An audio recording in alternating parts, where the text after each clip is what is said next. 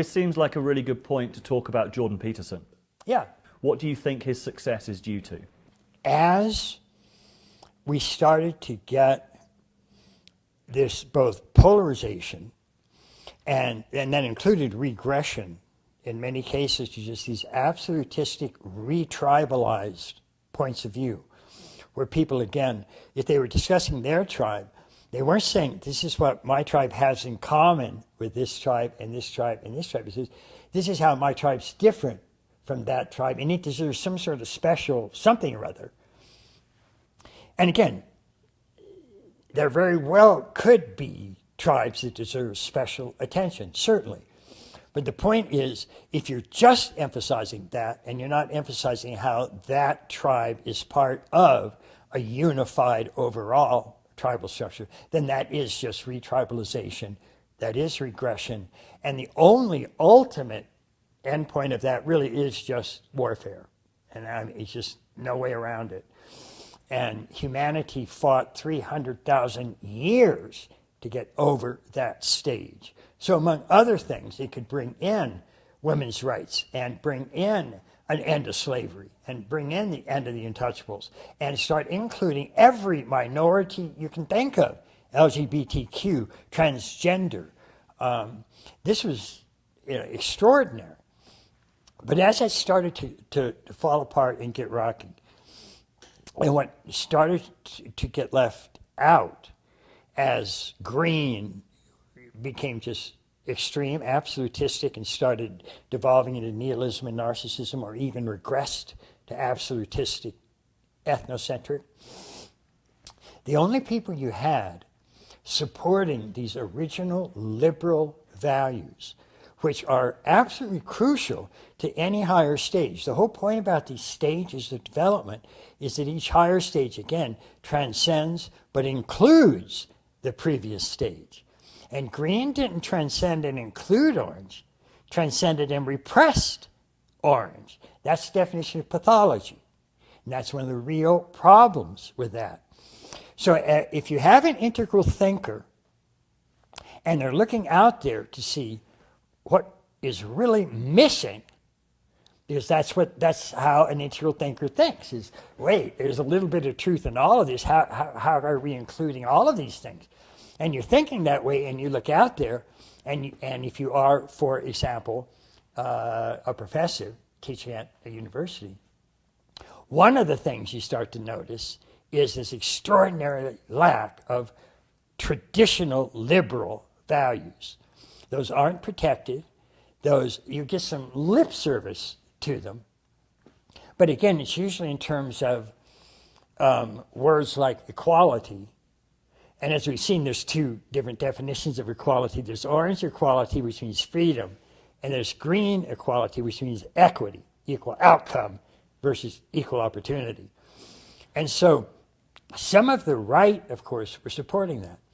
And a lot of the people, like Dave Rubin, had said, okay, I'm no longer a leftist. And what became real clear is that left and liberal were no longer the same. The old original leftists were liberals, but the new leftists were illiberals. They were anti-liberal. And that's a disaster. You can't go forward with that kind of pathology. And so if you're somebody like Jordan Peterson, who is thinking integrally, and you're looking around and seeing what the hell's going on, and you're starting to notice this, and then a government comes along and says, oh, and by the way, I'm going to compel your speech, that would send anybody with integrity and integral thinking over the wall. And so he was up, all night. He did those 3 videos on, forcing unconscious bias retraining and political correctness and what he saw happening with that and the nightmare of Bill C-16, threw him up on the net and went viral. And the main cause of that, in my opinion, is these orange liberal values of equal opportunity that were getting crushed between the extreme far left of green and the strong far right of ethnocentric amber. And these liberal values in between were just getting left out of the picture. And that was a disaster. And that was the thing that at least put Jordan Peterson on the map. And he was arguing against Bill C-16 because not only that it put into law a constructivist view of human identity. That was his complaint. It had nothing to do with transgender people. And the people that attacked him for being anti-transgender had absolutely nothing to do with that. And he's very clear about that. What it was putting into actual law a constructivist view of human nature, which, by the way, is pure green. It's pure postmodern green viewpoint. And that also is an attack on free speech in the worst possible way.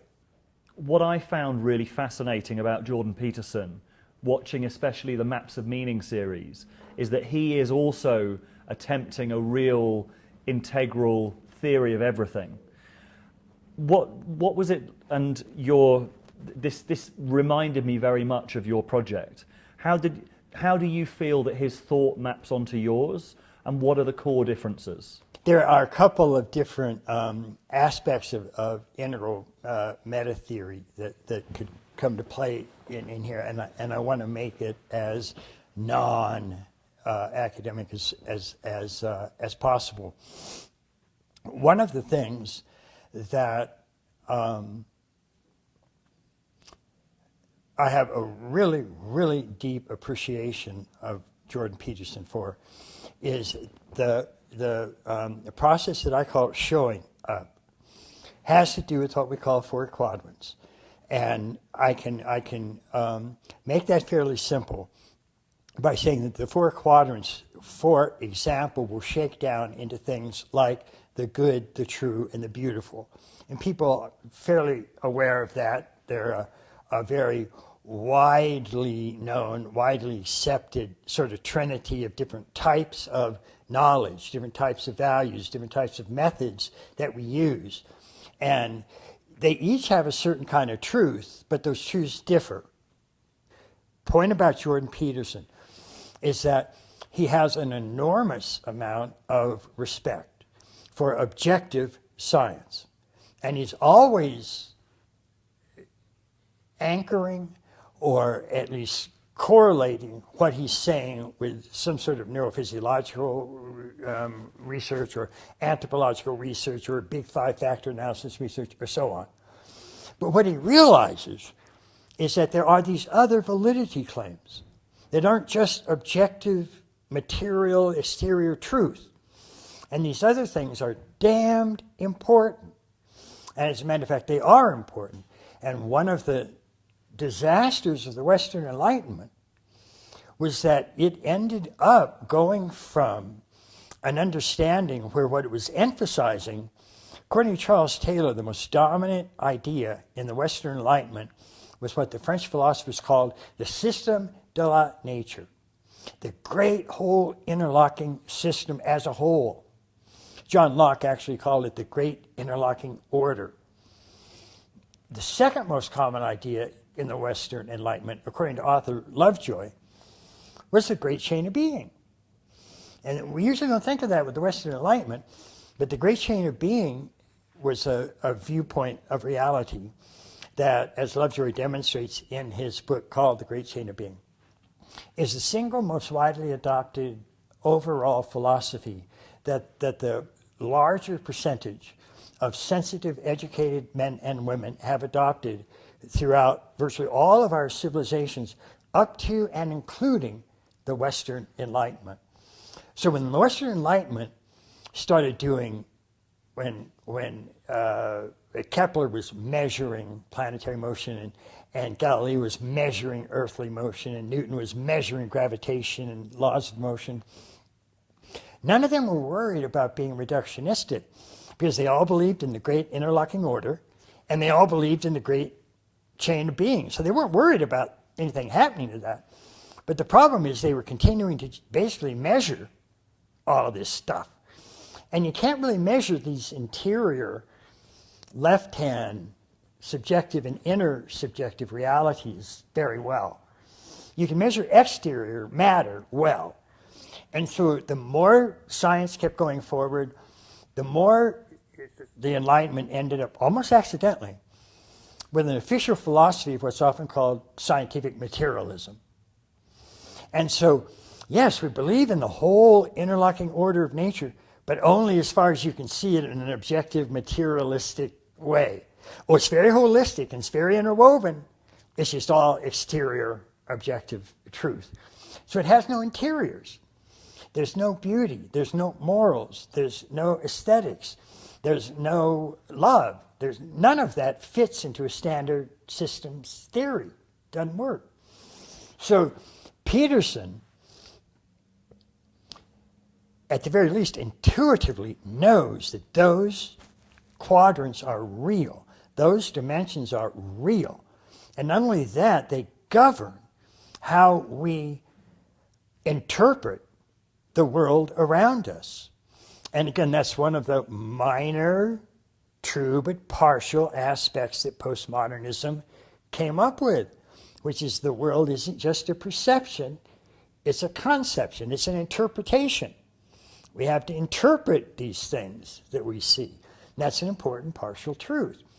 And nobody denies that, including Peterson, which is why the things he attacks in postmodernism are all the extremist, regressive, outrageously idiotic aspects of it. But he still uses some of its core ideas, because those are real and they're there, and he uses them and he knows it.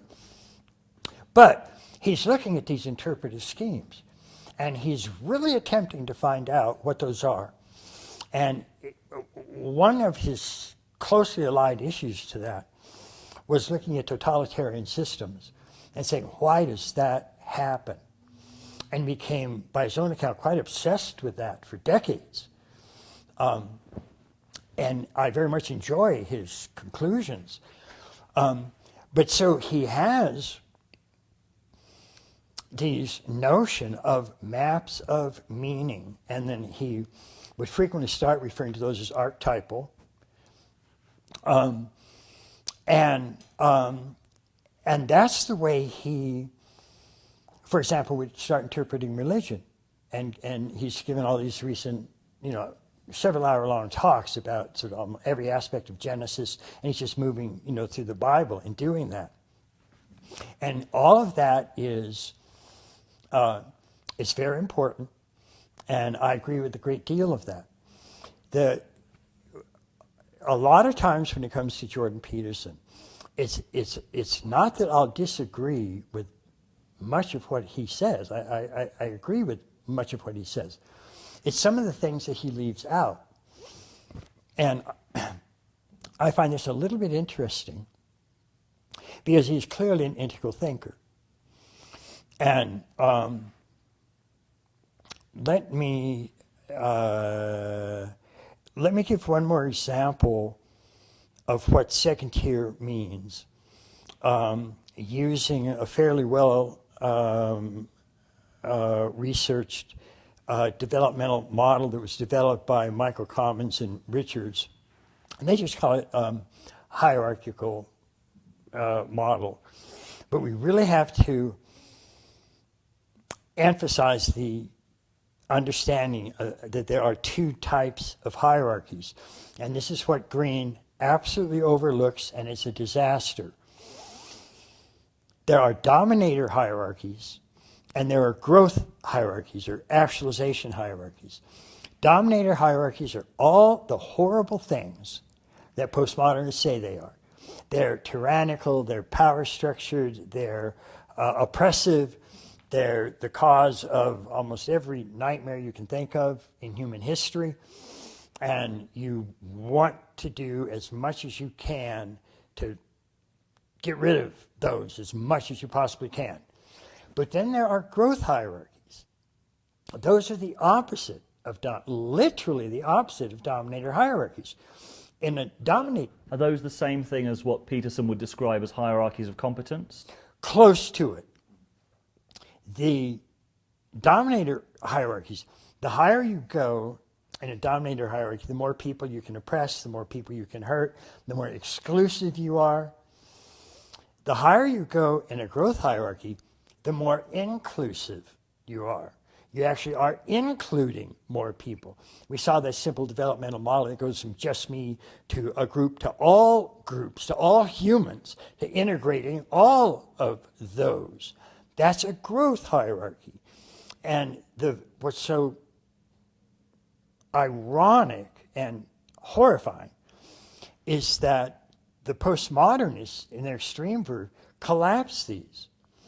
And so they don't see that the values that they represent, to the extent they represent values, so egalitarian values, for example, or values of identity or diversity. You're not born with those values.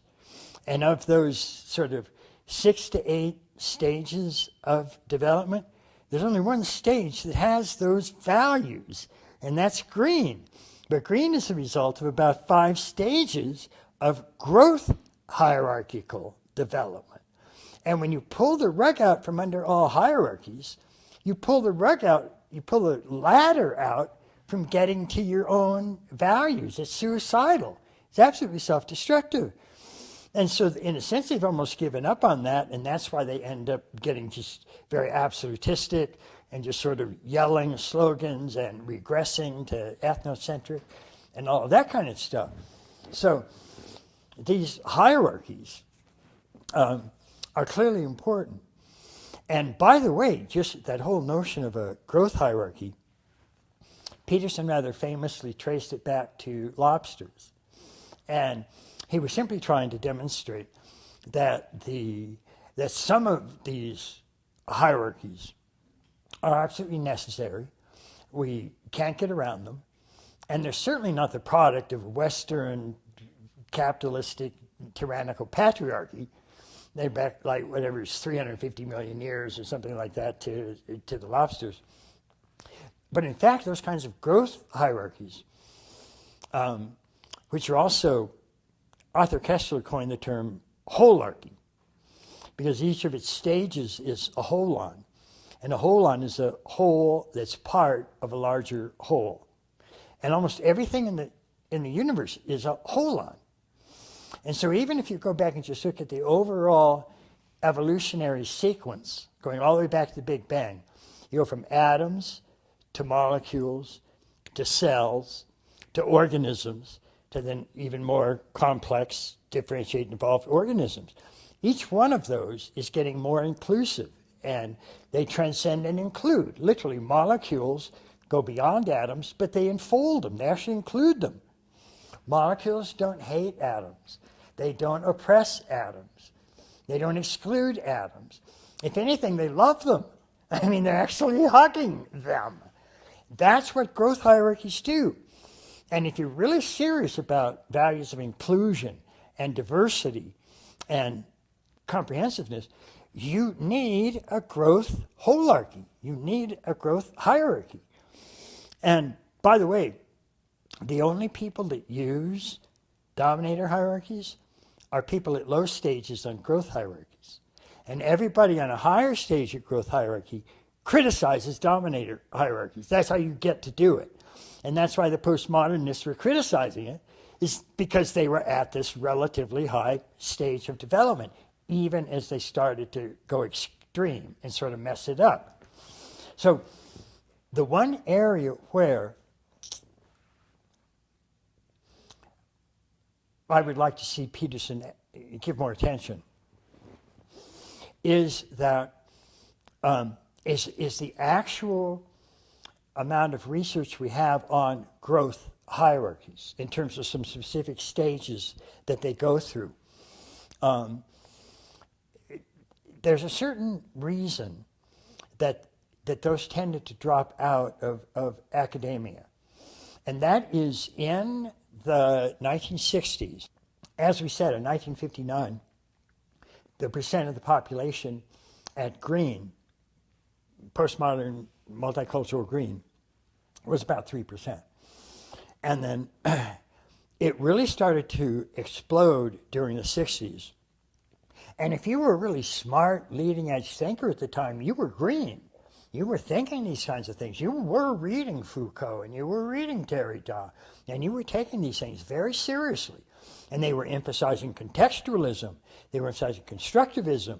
They were emphasizing the interplay between perspectives, that there aren't dominant perspectives. You have to take them all into account. There's all partial truths in all of that, and the smart people were pushing those edges. They managed to move into education and literally in a generation end up almost dominating it. So we have essentially a green, and often broken green, a system of education that goes all the way down to first grade now. So even in like third and fourth grade, kids will be given handouts on white supremacy, and everybody who's white has to sort of see that and apologize for being it and all of that kind of stuff. So they managed to take over education in terms of the number of professors that were conservative versus progressive. In about 1950, the ratio from progressive to conservative was about 4-1. Today, according to Jonathan Haidt's research, it's about 20-1. As Peterson will say, there just are no conservatives in human sciences. And in a sense, that's right. And that's a real problem in terms of actually having a balanced overview of these things. In the 60s, as green started to emerge, and this is one of the reasons that we don't see much of a discussion about development in academia today. As green came in and started to take over evolution, one of its major beliefs is that all hierarchies are bad because they've confused growth hierarchies and dominator hierarchies. And so during the 40s and 50s, and some a bit earlier, we had all of these really pioneering developmental psychologists that were studying these areas really for the first time. And so if you look at all of the sort of dozen or so multiple intelligences, and again, if you don't like that concept, I know Peterson doesn't like that, you can just think about it as multiple areas of expertise or capacity. So mathematics, music, cognitive development, moral development, emotional development, ego development, values development, and so on. All of these pioneering developmentalists tended to be focusing on just sort of one of these lines. So Piaget tended to focus on cognitive development. Kohlberg tended to focus on moral development. Maslow tended to focus on motivational development. Jane Loevinger focused on ego development. They didn't have a real good understanding of that at that time, but the research they were doing was really good, and the stages they came up with, again, showed both the differences that were actually there because they were, each of them looking at a different developmental line of development, but the stages were essentially similar, and you could map those across to all of these lines. Well, in the 60s, as green starts to emerge and come into the culture, and particularly as it starts to take over academia, what started to happen is that all systems that had anything to do with hierarchies were thrown out.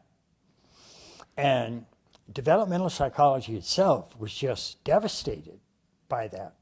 I mean, there were entire departments of developmental psychology just closing down. And so a lot of the really, really great developmentalists, the really pioneering ones that we still look at today, in a sense, they all circled the wagons at the Harvard Graduate School of Education. And so, interestingly, they weren't in the psychology department. The psychology had already gotten rid of all those nasty hierarchies. But in education, you actually had to produce results. You had to actually educate people. So you actually had to know the stages they went through. So all of these developmentalists are over in the Harvard Graduate School of Education. I mean, really, the great ones. Lawrence Kohlberg was there. Jane Levenger was there. Kurt Fischer was there. Howard Gardner was there. Robert Keegan was there. I mean, it was outrageous. And they're still over there, basically, doing that. And at Integral Institute, we sent a lot of students out to study with them. These are some really, really great people, people like Robert Keegan. But the whole, even topic of developmental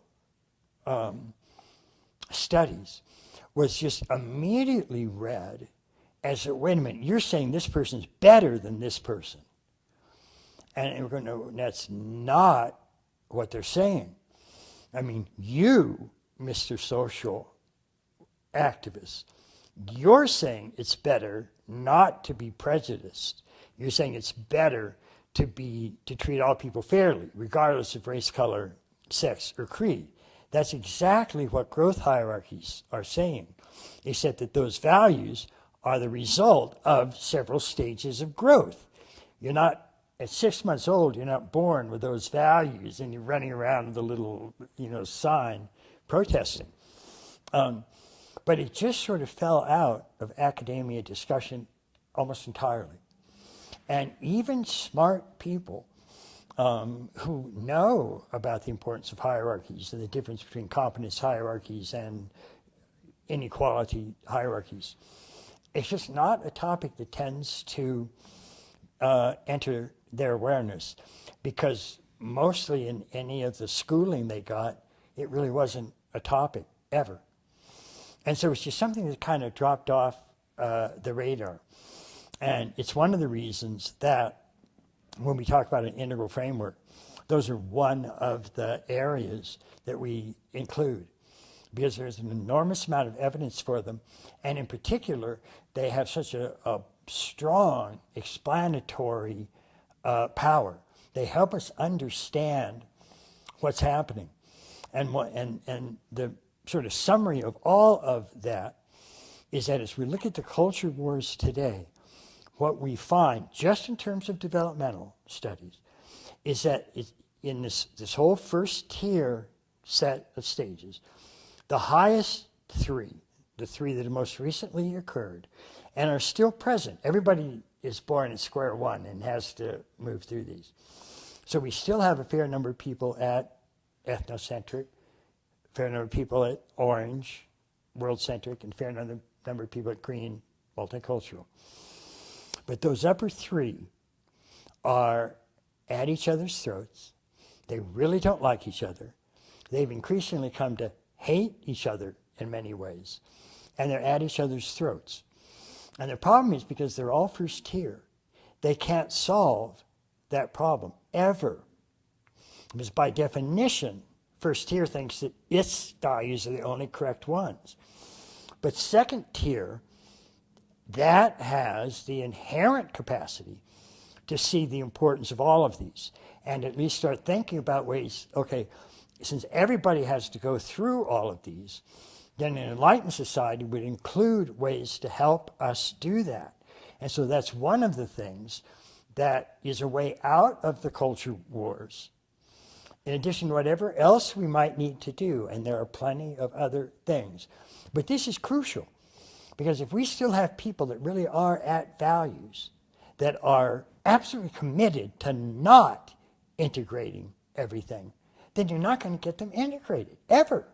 There's no motivation that wants to do that. And so that's why a second tier integral orientation becomes so important. And that's why people that are really looking to help draw together paradigms and cross paradigms, to actually integrate these number of different disciplines and approaches becomes so absolutely crucial. There's a big debate in many integral communities about Jordan Peterson. And one of the most frequently expressed perspectives is, how can he be integral when he is so anti-green? If you look at just the actual developmental maps of what happens at these stages, if you look at Commons and Richards, for example, or if you look at Kurt Fischer, or if you look at any of the stages that are trying to say specifically, okay, this is what happens in mathematical reasoning or in cognitive reasoning or in emotional awareness or in aesthetics or so on, and they lay them out.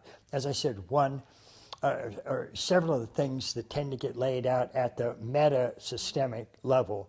One is that it's just that, it's meta-systemic. It introduces a fourth-person perspective, which just means it can reflect on the universal third-person perspectives that Orange brought into existence and that were so profound for the Western world.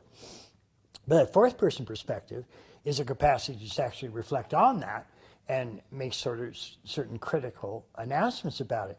It can appreciate it or it can disagree with it, but it can do that. Peterson does that. He's fully aware of doing that. He's using that meta-systemic capacity. But he also has a capacity for paradigmatic and cross-paradigmatic thinking. So he doesn't just reflect on those things, he tries to tie them together. I mean, he'll say one of the things, for example, that Piaget was trying to do was to integrate science and religion. And that's one of the things that he very much wants to do. And so he is making use of those capacities, although he's also transcended and included. So he's using capacities that will encompass the limitations of having just that stage. Because it's just that stage that gets us lost in radical egalitarianism and relativism and all of that. It's not a really good stage to only have access to, but he doesn't. He has access to paradigmatic and cross-paradigmatic stuff. In terms of anger, the fact that you're at an integral stage doesn't mean that, first of all, it doesn't mean that you can have no shadow elements. You do. You're just repressing elements from the integral stages, and that certainly can happen. And he knows shadow material very well, and he's made an enormous amount of, given an enormous amount of studying to it, particularly in the line of Jung. And so he knows his own shadow, and I'm sure he's perfectly aware that he still has some of it. I think that his anger is one that is, in a sense, a type of, it's almost a kind of existential anger. It's almost a kind of anger that looks at something that just from the most number of perspectives seems just patently wrong, just patently mistaken. Now, again, I think every discipline has some degree of truth, because I don't think any discipline is capable of just being 100% wrong. There'd be no reason it would be adopted if it was just nothing but wrong. Every time you tried it, you would give it up. But they can do things that are so dysfunctional, and they can be so broken. And that's one of the things that's happened to leading edge green. It is a fundamentally broken green. And that's, for example, I did this book on Trump in a post-truth world, and tried to indicate how that broken green was a large part of that political movement that we're seeing today. And that's the problem with green. It's not a healthy leading edge. And that's a real, real problem, because it is leading edge. What's starting to take over that leading edge is second tier. Because again, we have about 5%, 6% there. When it gets close to 10%, then it's officially going to be a leading edge, and there's going to be some sort of tipping point. We're going to see that happening. So in terms of any number of individuals in the dark web who, again, most of them, I think, are operating with integral cognitive capacities, doesn't stop any of them from having very specific existential anger issues at things that they see and think that are wrong. I think that if you sit down and actually look at the items that are included in each particular stage and see how those fundamental items are taken up and included in the next stage, and then those are taken up and included in the next stage, I think people could see how somebody like Jordan Peterson is making use of those fundamental intrinsic factors of that stage. But a lot of people say he doesn't transcend and include green. You think he does? I think he does. And I think the part of green that he doesn't like is the extremist identity politics, neo-Marxist aspects. And my point is simply that if you look at virtually any developmental model of cognitive development, you will see a stage of development that's variously called dialectical or relativistic or multicultural or whatever it is, and it's just introducing a new perspective that can then reflect on the previous perspective, and that perspective can reflect on the previous perspective, and so on. And those are real capacities, real characteristics, and those are included in almost every dark web intellectual that we have. But then you're allowed to get angry with various aspects of any of these things. And that anger might be what you could call just sort of a pure, entirely justified anger, or it could be some of your own shadow material. Nobody ever ultimately escapes all shadow material. It's always there. And I would develop a shadow. If I have some shadow material, it runs in the direction that Jordan Peterson does, which is, I've sort of been writing in this general field now for maybe 50 years. And so I just watched daily the postmodern theorists come in. And initially they were making interesting points, but then they got caught in relativism. That started to degenerate into nihilism and narcissism, and that just went off the deep end, and we completely lost almost any of the value at that point. And that was very disturbing and very angry making for me. It really was infuriating. You share his anger. It's what? You share his anger. Oh, yeah, very much.